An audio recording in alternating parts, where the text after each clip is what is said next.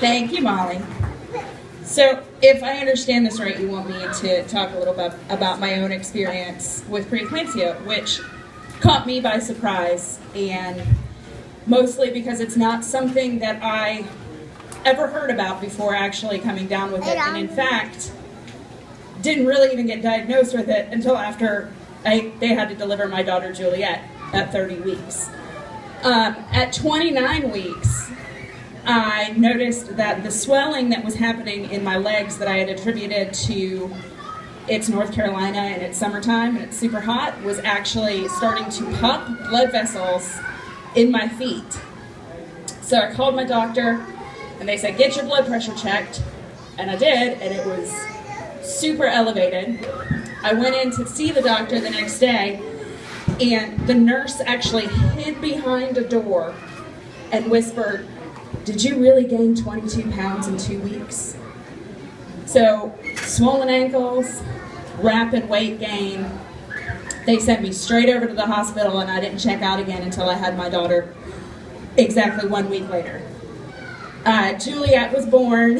She's smiling at me right now. I love it. She was born at 30 weeks, weighing 2 pounds 10 ounces, which was the biggest shock for me since I come from a family of big babies. I was 9 pounds 11. My sister was 9 pounds 13. My niece was 10.5. So to have a 2.5 pound baby was quite a shock. But after 9 weeks in the hospital, learning to eat and breathe and all that stuff that she should have learned while I was carrying her, she's now jumping on picnic tables and is a wonderful little girl that we're so lucky to have. I'm lucky, most of all, to have been able to recognize the signs that I was in trouble.